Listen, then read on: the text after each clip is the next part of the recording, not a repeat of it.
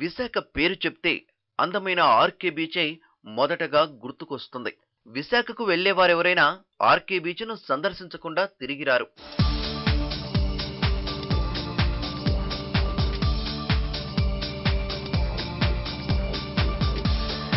అయితే ఇదంతా గతం. విశాఖలోని టూరిస్ట్ స్పాట్స్ లో ఫస్ట్ ప్లేస్ లో ఉండే ఆర్కే బీచ్ ఇప్పుడు కనుమరుగయ్యింది. ఉవ్వెత్తున ఎగిసిపడే కెరటాల ఉధృతికి సముద్రంలో కలిసిపోయింది. బీచ్ను పూర్తిగా మింగేసిన సముద్రం తీరాన్ని కోసుకుంటూ రోడ్లను సైతం తనలో కలిపేసుకుంటోంది. సబ్మెరైన్ మ్యూజియాన్ని సైతం కబళించేస్తోంది. అయితే సముద్రపు కోతపై ఆలస్యంగా స్పందించిన ప్రభుత్వం అధికార యంత్రాంగం దిద్దుబాటు చర్యలకు ఉపక్రమించింది. కోతకు కారణమవుతున్న అంశాలపై అధ్యయనం చేసేందుకు పోర్టు చైర్మన్ కృష్ణబాబు నేతృత్వంలో ఓ కమిటీని సీఎం చంద్రబాబు నియమించారు. నెల రోజుల్లో ఈ కమిటీ ఇచ్చే నివేదిక ఆధారంగా చర్యలు తీసుకోవడానికి సర్కార్ సన్నద్ధమవుతోంది. మరోవైపు కమిటీ రిపోర్టు వచ్చే వరకు వేచి చూడకుండా స్థానిక యంత్రాంగం, పోర్టు తాత్కాలిక చర్యలు చేపట్టాలని ప్రజలు కోరుతున్నారు. విశాఖలో బీచ్ కోతకు అనేక కారణాలు కనిపిస్తున్నాయి. వాతావరణంలో చోటు చేసుకున్న మార్పులతో పాటు మానవ తప్పిదాల కారణంగా సముద్ర కెరటాల ద్వారా విశాఖ బీచ్ వైపుకు ఇసుక రావటం లేదు.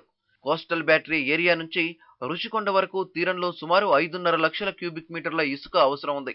కొంతకాలం క్రితం వరకు 4.5 లక్షల క్యూబిక్ మీటర్ల ఇసుక తీరానికి వచ్చేది. దీంతో తీరం ఇసుకతో కలకళ్లాడేది. అయితే ప్రస్తుతం కేవలం 2.5 లక్షల క్యూబిక్ మీటర్ల మేర మాత్రమే ఇసుక వస్తుండటంతో తీరంలో కోత మరింత ఎక్కువైంది.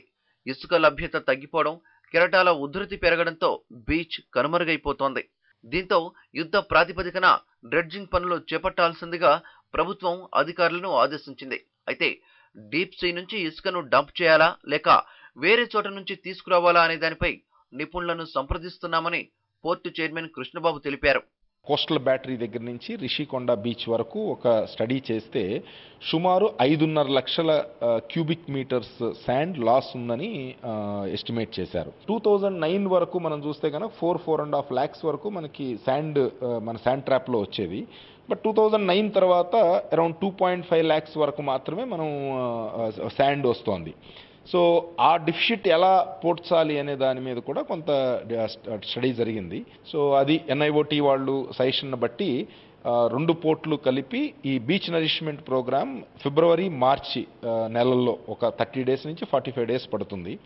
మరోవైపు బీచ్ కోతను నివారించేందుకు అనేక ప్రత్యామ్నాయ మార్గాలను అధికార యంత్రాంగం అన్వేషిస్తోంది.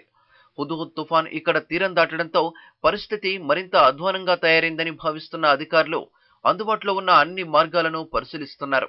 బీచ్లో కోత నివారించడానికి జాతీయ, అంతర్జాతీయ సంస్థల సహకారం తీసుకుంటున్నారు. దీంట్లో భాగంగా ఇసుక డ్రెడ్జింగ్ తో పాటు సీవాల్ నిర్మించడానికి డిజైన్లు రూపొందిస్తున్నారు. ఇప్పుడు యాక్చువల్గా కొన్ని గ్రాయిన్స్ కట్టేస్తే కనుక మనం బీచ్ ఎరోజన్ ఆపొచ్చు. బట్ గ్రాయిన్స్ కడితే ప్రాబ్లం ఏంటంటే ఇప్పుడు మనకి ఇది టూరిజం ప్లేస్గా మనం డెవలప్ చేయాలనే ఆలోచన ప్రభుత్వానికి ఉంది. కాబట్టి గ్రాయిన్స్ ఉంటే కనుక చూస్తానికి యాస్థెటిక్గా బాగుండదనే ఉద్దేశంతో అండర్ వాటర్ స్ట్రక్చర్స్ రకరకాల డిజైన్స్ ఉన్నాయి. ఏ టైప్ ఆఫ్ స్ట్రక్చర్స్ చేస్తే కనుక మోస్ట్ ఎఫెక్టివ్గా మనం ఈ కోతను నివారించగలము అనేది ఫైనలైజ్ చేయాలని. దీంట్లోనే ముఖ్యమంత్రి గారి సజెషన్ ఏంటంటే ప్రాబ్లం ఫేస్ చేస్తున్న కంట్రీస్లో ఉన్న అకాడమిక్ అండ్ అదర్ రీసెర్చ్ ఇన్స్టిట్యూట్స్ను కూడా ఇన్వాల్వ్ చేయాలనేది ముఖ్యమంత్రి గారు ఇచ్చిన డైరెక్షన్. విశాఖ తీరంలో బీచ్ ఎప్పటి నుంచో కోతకు గురవుతున్న ప్రభుత్వాలు పట్టించుకోకపోవడంతోనే ఈ పరిస్థితి తలెత్తిందనేది వాస్తవం.